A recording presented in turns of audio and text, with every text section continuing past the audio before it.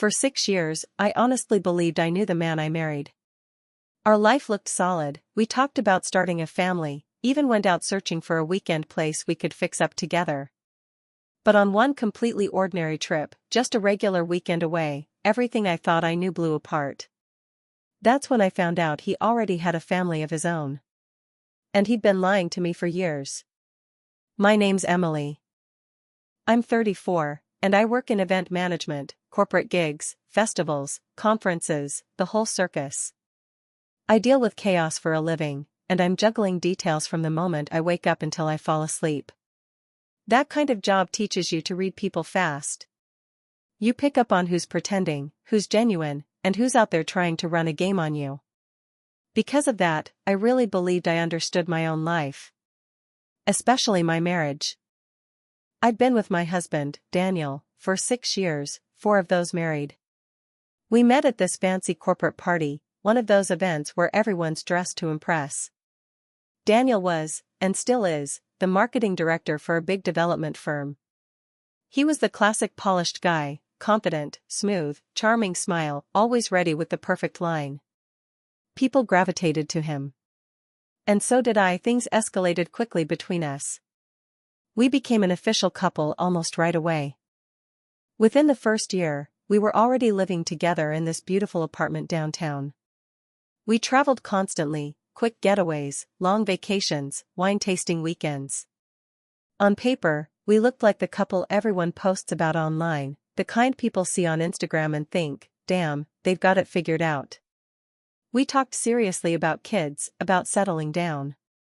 We even started planning to buy a little house outside the city, something cozy we could use as a weekend escape once we eventually had a family. Back then, I really believed everything was good.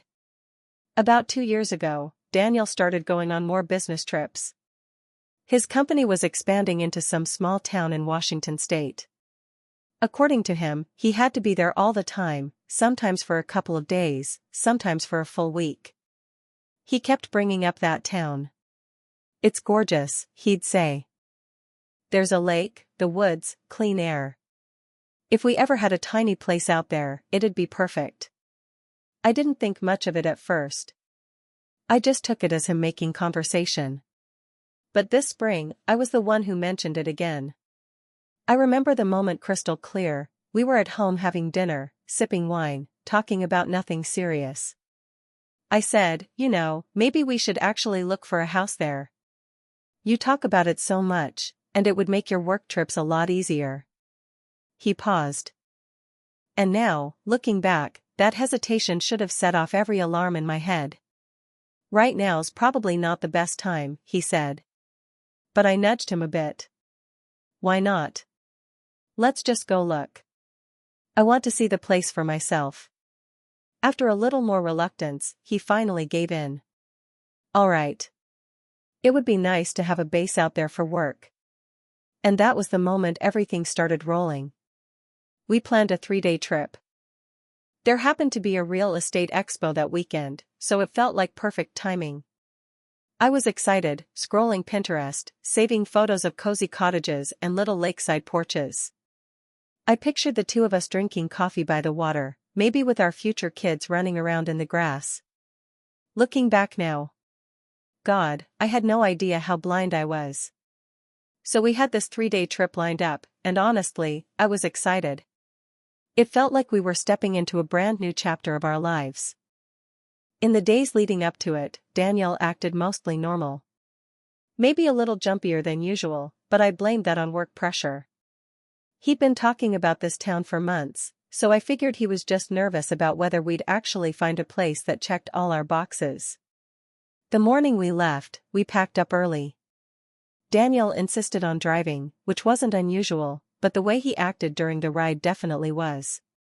He stayed quiet almost the entire time. Usually he'd be playing music, cracking jokes, or throwing out ideas about the kind of house we should look for. But that day? He kept glancing at his phone, checking messages, looking distracted. Anytime I brought up house listings or the real estate expo, he gave these clipped, flat answers. Yeah, I've got a few agents we can talk to. Or, we'll just look around once we get there. I tried not to read too much into it. Maybe he was tired. Maybe I was being dramatic. I kept telling myself not to make a big deal out of nothing. We rolled into town around midday. And honestly, the place looked exactly like he'd been describing. Small, green, postcard pretty. The kind of town they use for those cheesy Hallmark movies, quiet lake in the middle, trees everywhere, little boutiques and diners lined up along the streets. We checked into this boutique hotel near the square.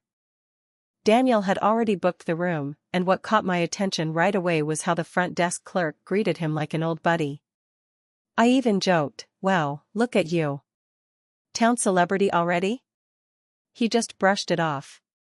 "I stay here when I'm in town for work." And I bought that. After all, if he'd been coming here for 2 years, it made total sense.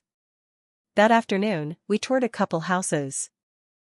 The expo wasn't happening until the next day, so we set up some private showings with an agent Daniel supposedly knew through his company. The houses were alright, some older ones that needed work, a few newer builds, nothing amazing but not terrible either. But what got to me was how strange Daniel acted. Normally he's the charming guy who does half the talking for both of us. But this time, he barely said a word. He let me ask all the questions, and anytime the agent tried to get a sense of what we wanted, Daniel would dodge it. "We're just exploring," he kept saying. That's when that uneasy feeling started creeping in. Later that evening, we grabbed dinner at this small bistro. Afterward, I suggested we take a walk around town.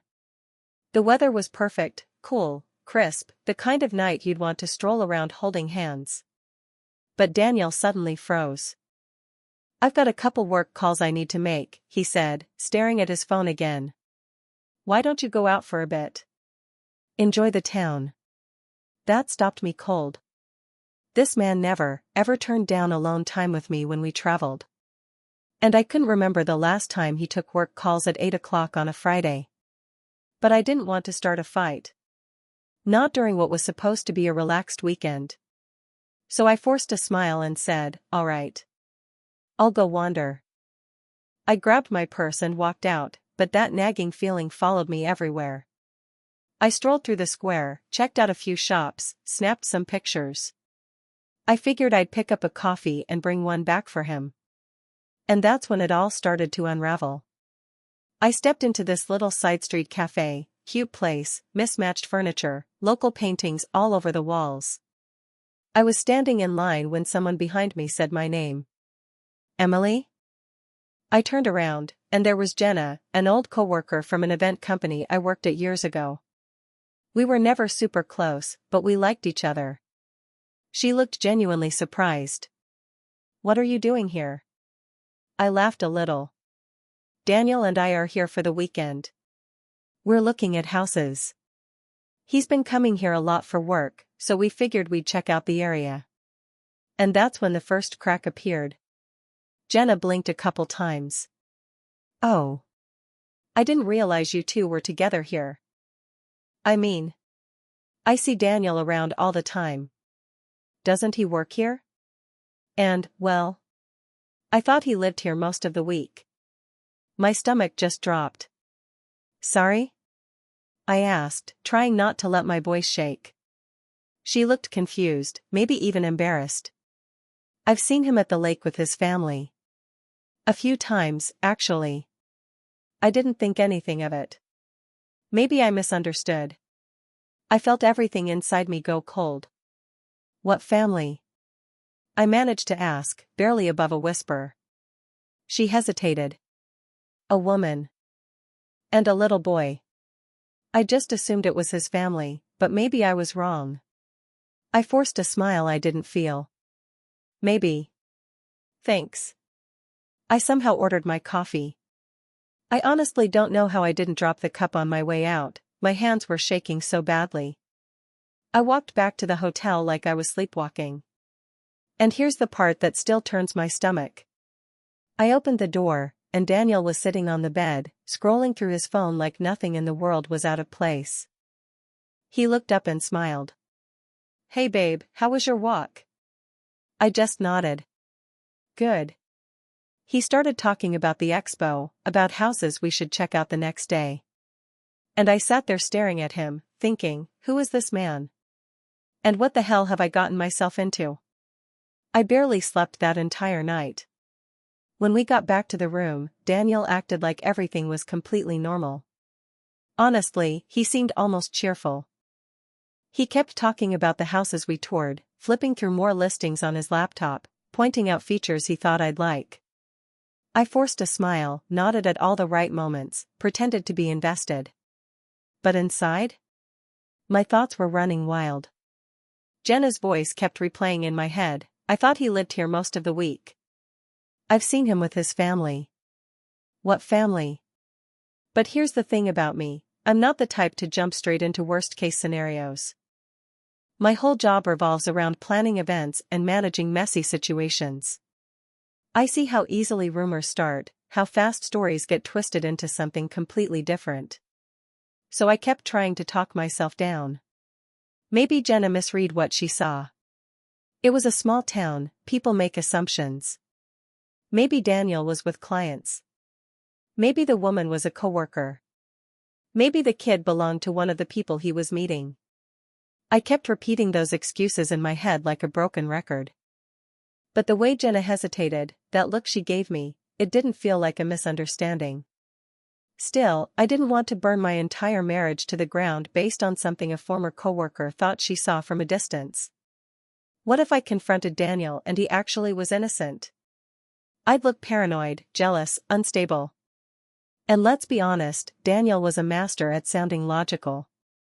If I brought it up too early, without something concrete, he'd talk circles around me. I knew he would. So I said nothing. Later that night, Daniel suggested we put on a movie. I sat beside him, pretending everything was fine, while my stomach twisted like a knot. Every time he picked up his phone, I couldn't help but watch.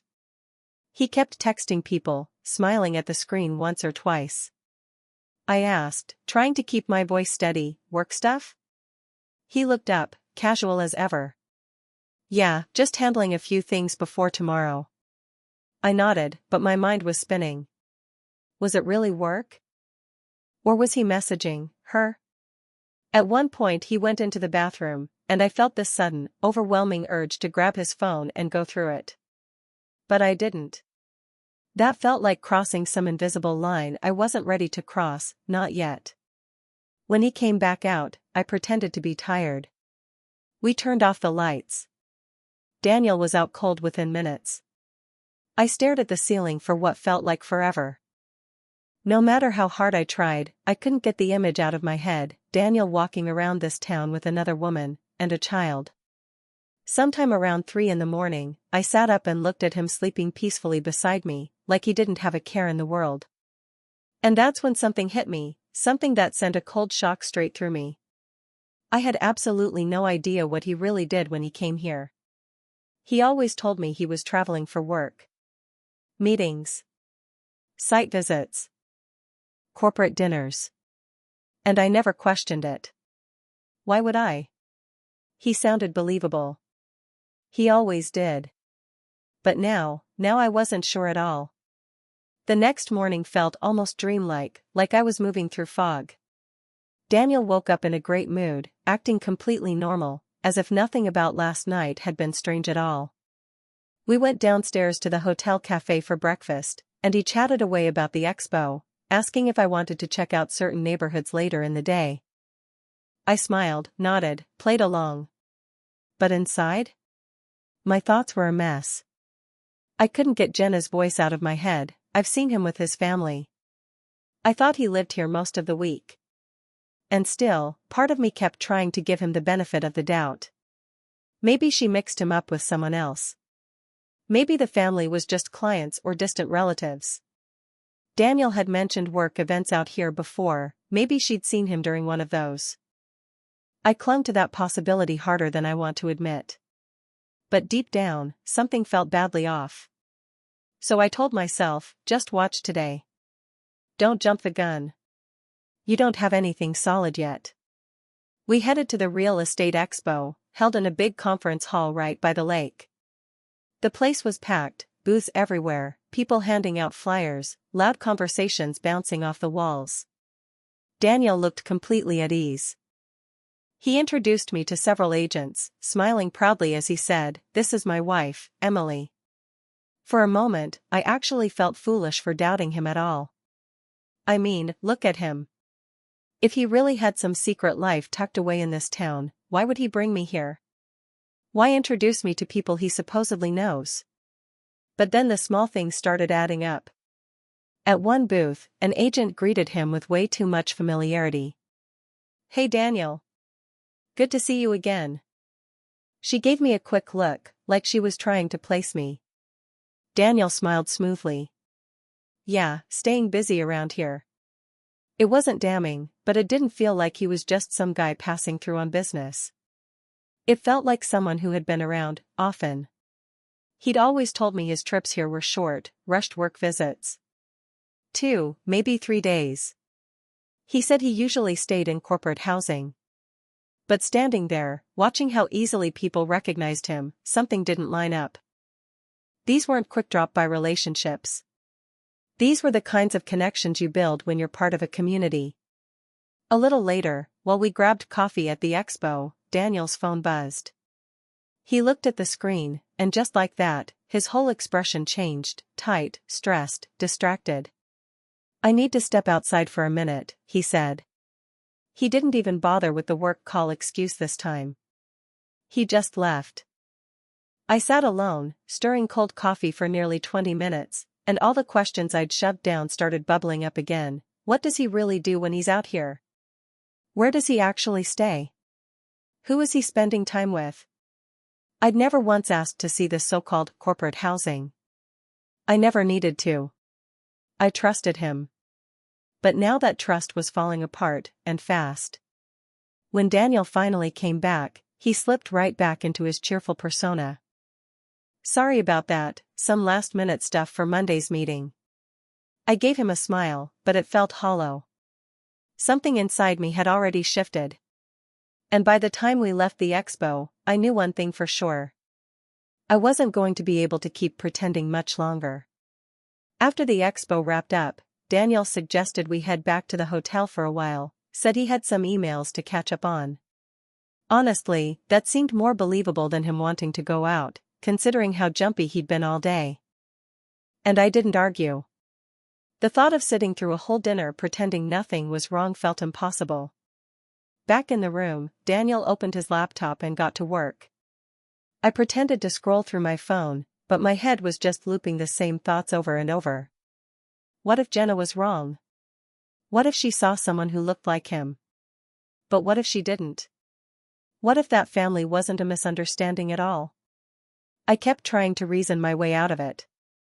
He traveled here often, of course people would recognize him. That didn't automatically mean anything. But all the little things were piling up. Him dodging plans with me the night before. The distraction in his eyes today. The tension he couldn't quite hide.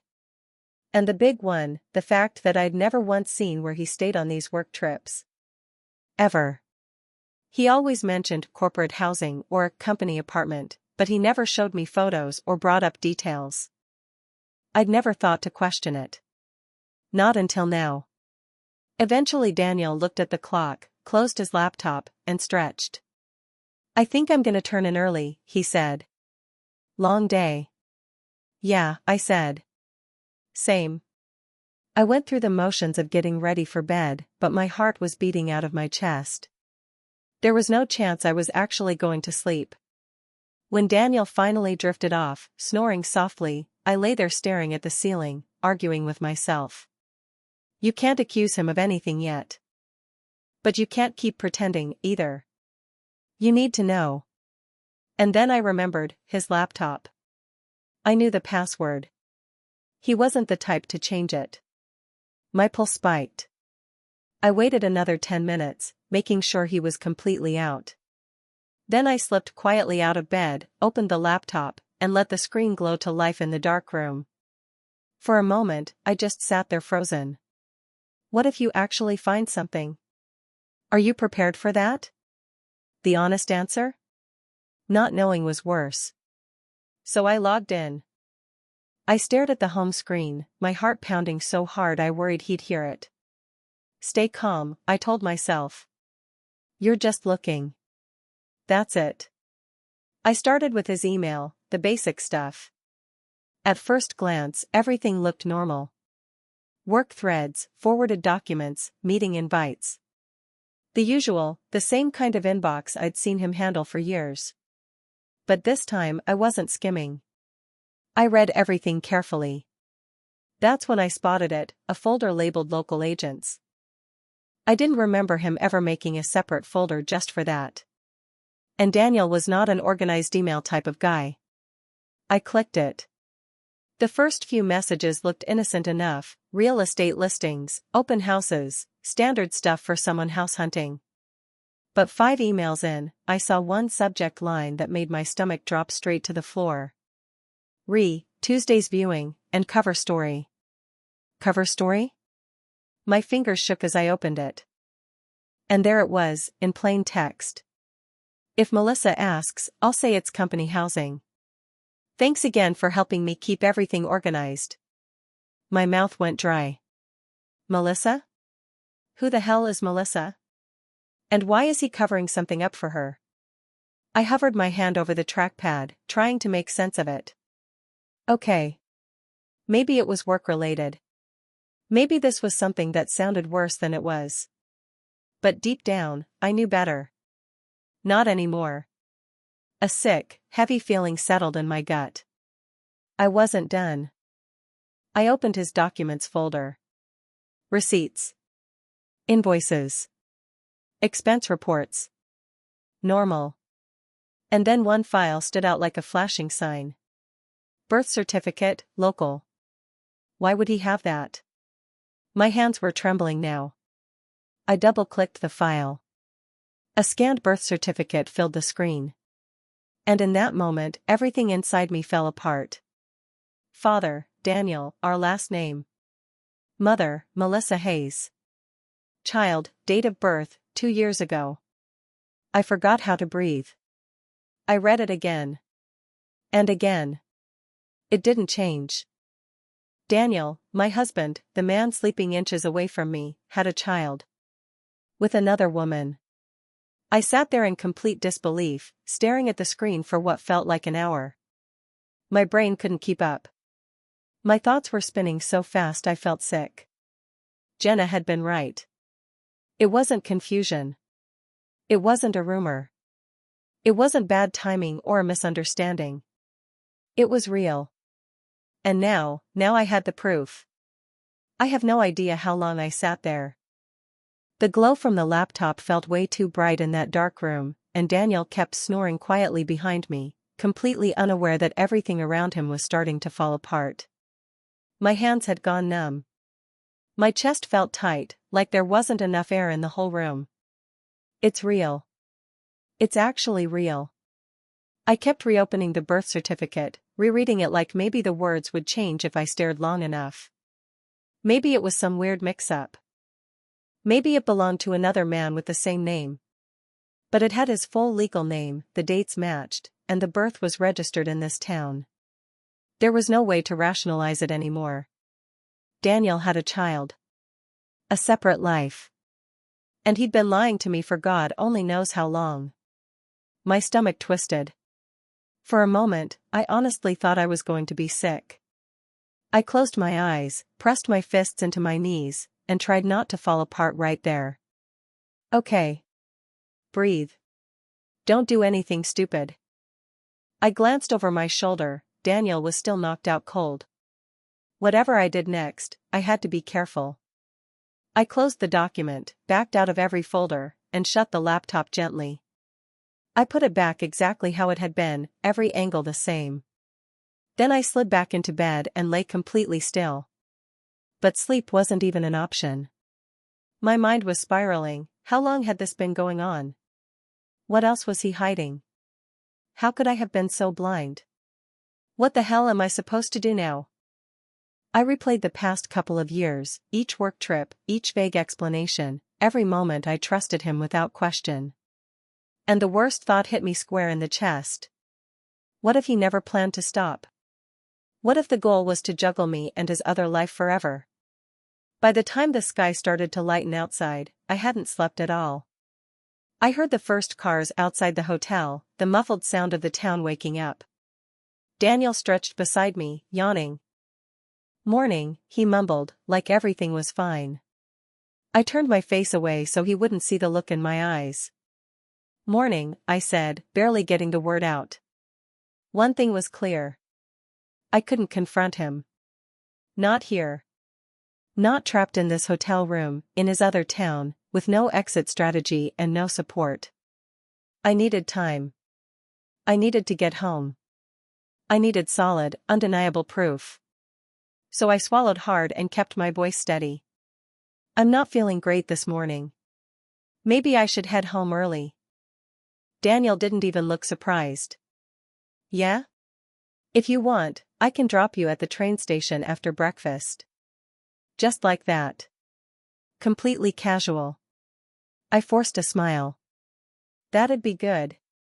And I swear, in that moment, sitting across from the man who had just detonated my entire life, something inside me went cold.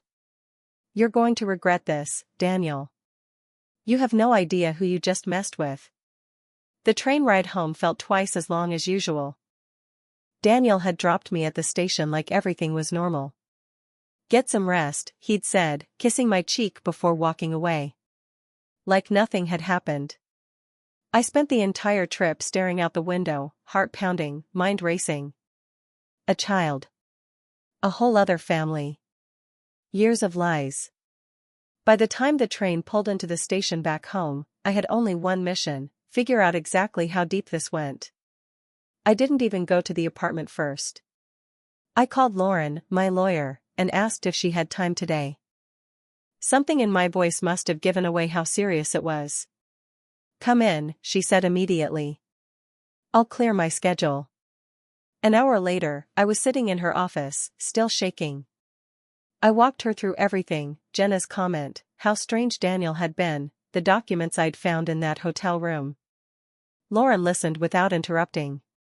When I finished, she leaned forward, calm and firm. "Emily, here's the plan. First, do not confront him yet. If he suspects anything, he'll start deleting emails, moving money, covering his tracks. You need documented proof." Then she laid it out step by step. Get back into his laptop at home when he isn't around. Save copies of every email and document. Pull bank records, especially joint accounts. She suspected our money was funding his other life. Hire a private investigator to confirm what was happening: photos, addresses, legal records. Act normal until we had everything we needed. I nodded along. It felt unreal, like I was planning an undercover operation against my own husband. But she was right. I couldn't afford an emotional blow-up. I had to be strategic. When I finally went home, the place felt unfamiliar, like it belonged to strangers. Daniel was still out of town for another night. I used the time to gather what I could, started pulling our online bank statements. And sure enough, the transactions were there.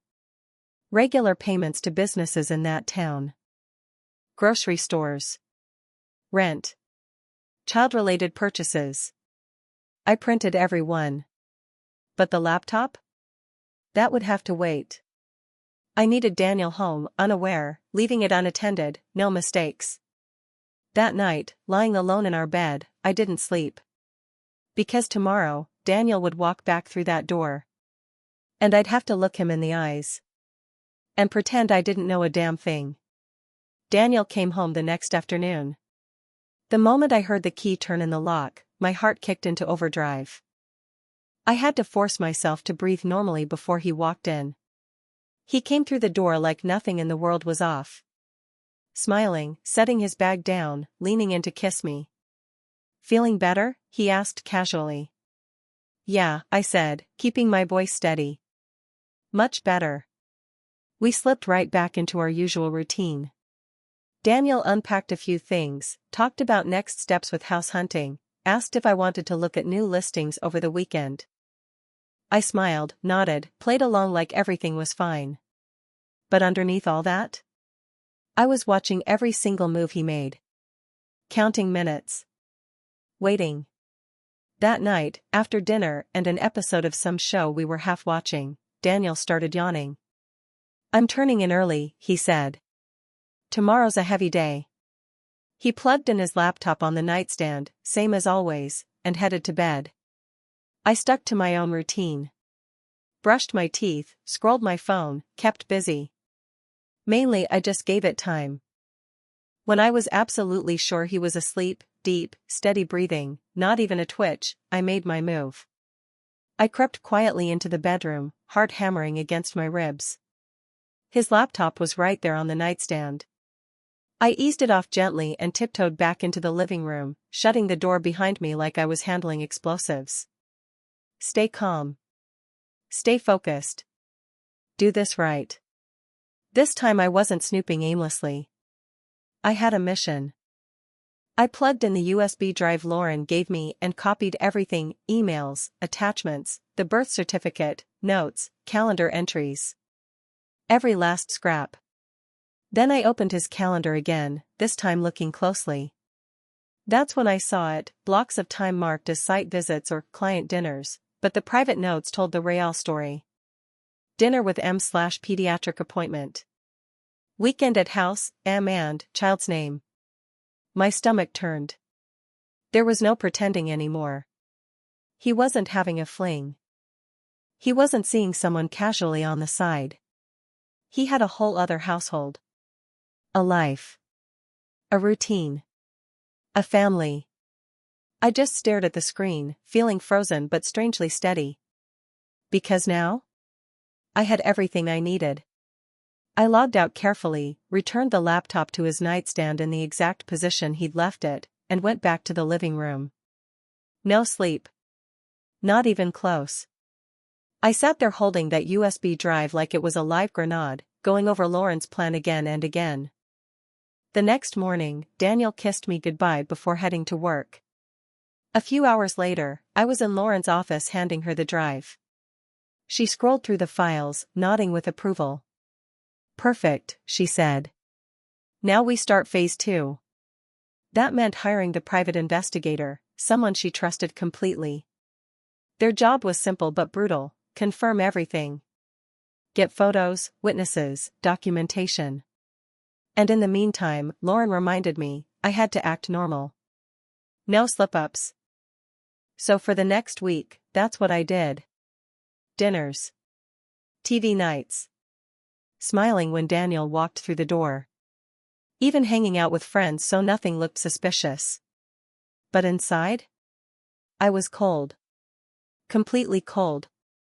Because every day, the trap was getting tighter. That first week after meeting with Lauren was absolute torture. Daniel was home acting like the same man I'd married, joking, talking about work, cooking dinner, kissing me goodnight. And there I was, smiling back, playing the role, pretending nothing had changed. But behind that mask, I was counting the hours. Midweek, he dropped the bomb casually over dinner, like he was talking about the weather. "I need to head back out next weekend, couple of project meetings in the town. Probably stay a few nights." I nodded like it was nothing. "Makes sense," I said lightly. Inside, my mind lit up like a flare. This is it. Perfect. This is the chance we needed. As soon as he left the room, I texted Lauren, "He's going back this weekend." Her reply came almost immediately, "I'll alert Owen. He'll cover everything." The rest of the week dragged. Daniel packed normally, shirts, laptop, toiletries. Kissed me goodbye Friday morning. "Back Tuesday," he said. And that was it. He was gone. I barely slept the entire weekend. Every buzz on my phone made my heart jump. Finally, in the middle of the week, the message came. "Initial report ready. Meet tomorrow?" I was in Lauren's office the next afternoon when Owen, the PI, walked in. Calm. Professional. Like he wasn't about to tear open my entire life. "We tracked him the whole weekend," he said, sliding a file across the table. Here's what we confirmed. I opened it. Photos. Timestamped. Daniel entering and leaving a house. Same house, different days. Melissa coming and going. The child. The three of them together, grocery trips, the park, normal family life. Owen walked us through the rest. Daniel is listed on the lease for the property. Melissa is officially registered at that address. The child's preschool lists Daniel as the father. He stayed overnight every night, no hotel, no corporate housing. Locals believe he's separated and finalizing a divorce. The last part hit me like a punch. He wasn't planning to leave her. He'd been planning to leave me. Lauren closed the file gently, almost like she didn't want to break the moment. Emily, this is airtight. Once we get the financials sorted, we can move forward. I looked at her, completely steady. No panic left. Just focus. No warning, I said quietly. We hit him hard. Lauren smiled a little. Exactly what I was thinking. I walked out of her office with one thought burning through me. You chose the wrong woman to deceive, Daniel. And now it's my move. After that meeting with Lauren and Owen, something in me flipped. Before, I'd been terrified. Shaking. Sick to my stomach. Now? I felt sharp. Focused. Ice cold. We had everything we needed, photos, witnesses, documented proof. All that was left was the final thread, figuring out just how much of our money Daniel had funneled into his second life. Lauren had already brought in her forensic accountant, one of those people who can dissect a financial trail down to the penny. Quiet, efficient, no nonsense. They worked fast. And while all that was happening, Daniel walked back into our home from his business trip like he didn't have a care in the world. He kissed me hello, unpacked, rambled about his meetings, and asked if we should schedule another house hunting weekend. I almost burst out laughing right in his face, but I didn't. Not yet. I smiled sweetly. Sure, we can look at more listings. The whole next week felt like living in a movie. I cooked dinner, watched shows with him, met friends for drinks, like everything was normal. But every time he turned his back, my phone buzzed with another update from Lauren. And then, midweek, I got the call. Emily, she said. We have the audit results. Come in immediately. I was sitting in her office an hour later, facing Lauren and the accountant. And the numbers, they punched the air right out of my lungs. Tens of thousands of dollars. Rent on the other house. Utility bills. Groceries. Child-related expenses. Restaurant charges for places I'd never even heard of. Trips. Outings. Payments that had no connection to his job at all. He wasn't just helping Melissa. He was financially supporting an entire second household, with my money. Lauren laid out the next steps calmly, like she'd done this 100 times. With this level of financial misconduct, she said, we'll file with cause. You'll be entitled to a larger portion of the remaining assets and damages.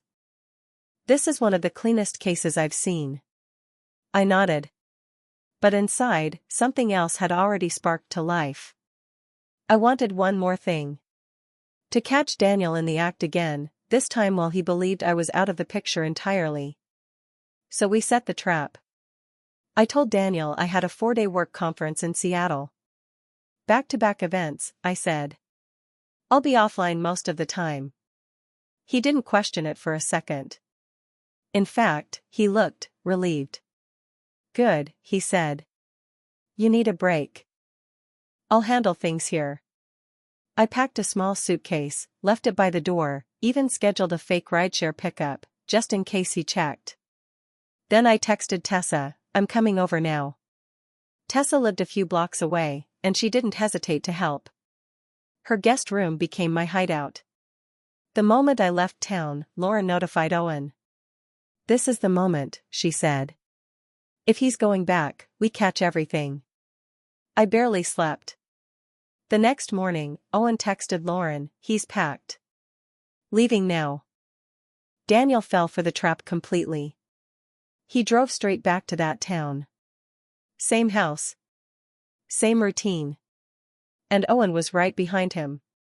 Over the next 2 days, Owen documented everything. Daniel entering the house with an overnight bag. Melissa showing up with the child. Daniel and Melissa doing groceries together. Daniel attending a children's birthday party with Melissa and their kid. Multiple nights spent at the house, no hotel, no corporate anything. Every moment captured. Every photo time-stamped. By the 3rd day, the folder was overflowing.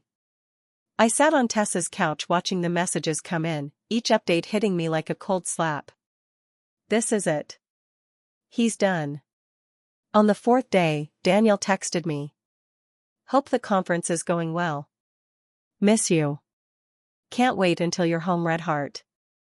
I stared at the message, shaking with fury.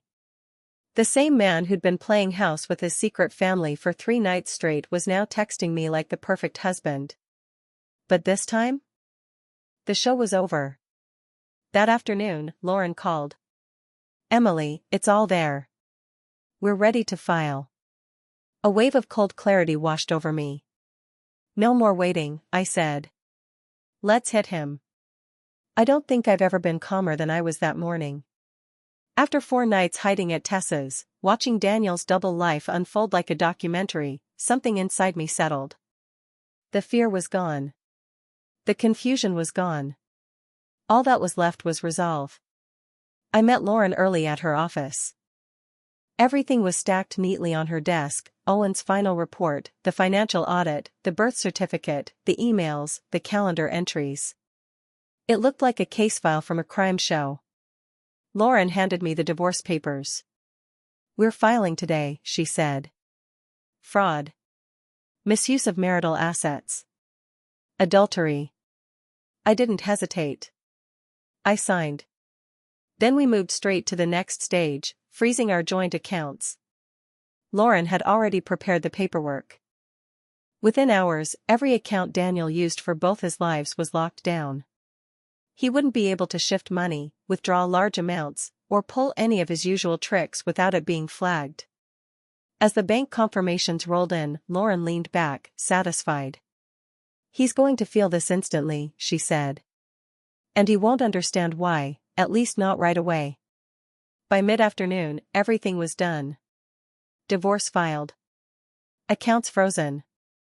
Evidence secured. All that remained was the confrontation. And I knew exactly how I wanted that moment to go. Daniel was scheduled to return the next morning. He thought I was still out of town. He had no clue what was waiting behind our front door. That evening, I went back to the apartment. It felt strange being there, like stepping into the scene of a crime I hadn't reported yet. I packed a small bag with essentials and left it by the door. Then I laid out the evidence folder across the dining table: photos, bank statements, emails, reports, everything. Then I waited. I barely slept. But my heart wasn't pounding anymore. I wasn't shaking. I felt steady. Sharp. Ready. At 9:30 a.m., I heard Daniel's key slide into the lock. I took one deep breath. Showtime. Daniel walked through the door like it was any normal morning, whistling, coffee in hand, totally relaxed. He didn't have a clue what he was about to walk into. The second he spotted me sitting at the dining table, he stopped short. Emily, he said, eyebrows lifting. You're home early? I didn't get up. I didn't smile. Conference ended early, I said calmly. We need to talk. That's when his eyes caught the folder laid out on the table. He frowned and set his coffee down a little too fast. What's this? I pushed the folder toward him. Sit. He hesitated, then slowly sank into the chair across from me. My heartbeat stayed steady, maybe the first time in months. I looked him dead in the eyes. I know everything, Daniel. About Melissa. About the kid. About the house. About the money. His face drained of color. For a moment, he just stared at me, lips parted, completely speechless. Then he launched into full panic mode. Emily, wait, hang on, it's not what you think, please, let me explain. I cut him off immediately. Don't. I have every piece of proof I need. Photos. Bank records. Witness statements. You've been lying to me for years. His expression crumpled. Real fear now. But it wasn't supposed to go like this, he stammered. I was going to tell you, just not yet, I was figuring it out, Stop. My voice snapped like a whip. You weren't figuring out a damn thing. You were living a whole second life. And you paid for it with our money. I slid the final document across the table, the divorce filing. The papers are filed.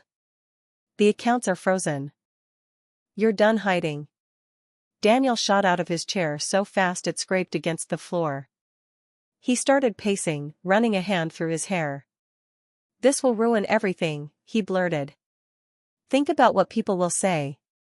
We can fix this, you don't have to throw our marriage away. I stood too, letting the anger I'd kept buried rise to the surface. I'm not the one who threw it away, I said. You did. He stopped pacing. His face was flushed, desperate. Emily, please. Don't do this. We can talk, really talk. I shook my head. No talking. No fixing. I'm done. I grabbed the bag I'd packed the night before. I'll be staying somewhere else until this is over, I said. My lawyer will contact you. I walked toward the door. Daniel didn't follow, he just stood there, stunned, like someone had ripped the floor out from under him. Right as I closed the door behind me, I heard him choke out. Emily, please. But I didn't turn around. Walking out of that apartment was one of the hardest, and weirdly one of the most freeing, things I've ever done. I stayed with my friend Tessa for the first few weeks. Lauren handled everything, the emails, the meetings, the financial freezes, every brutal detail. Daniel tried fighting at first. Long, dramatic text messages. Calls from mutual friends. Even my parents heard from him. He painted himself as overwhelmed, confused, lost, like he'd simply made a mistake or two. But I didn't budge. Lauren made our position crystal clear to his legal team. We had rock-solid evidence. We were pursuing damages. There would be no quiet little settlement. Once Daniel realized how much of our joint money he'd misused, and that every cent was documented, he backed down. He didn't have a defense. He knew it. The divorce moved faster than anyone expected. 3 months later, it was finalized. I walked away with a fair settlement, and something even more valuable, peace. I rented a new apartment across town. Started therapy. Buried myself in work, which honestly became a lifeline. Then came the surprise I never expected. A letter from Melissa. 6 weeks after the case was finalized, she reached out. Turns out, she found out about me only after everything became public in the filings. Her letter was long, emotional. She hadn't known he was still married. He'd told her the same story he told the entire town, that he was separated and finalizing his divorce. Sound familiar? We ended up meeting for coffee. And sitting across from her, I didn't see a rival. I saw another woman blindsided by the same man. We talked for hours. She was heartbroken, furious, trying to figure out how to shield her child from Daniel's mess. Strangely, talking to her helped me heal. It reminded me this wasn't about me not being enough. This was about Daniel being a man who built a life out of lies. His failure. Not mine. It's been about a year now. I'm in a new apartment that feels like mine. Work is steady. Therapy taught me how to trust myself again, how to hear my instincts instead of burying them. Do I still think about it? Yeah. Of course. Some days the betrayal feels as sharp as it did that night in the hotel. But most days? I'm stronger. Here's what I've learned. Trust isn't about what someone says. It's about what they do. And if someone can build an entire second life behind your back for years, they were never the person you believed they were. Now, I keep people in my life who value honesty, accountability, and authenticity. And little by little, I'm learning to trust again, starting with the person I should have trusted from the beginning. Myself.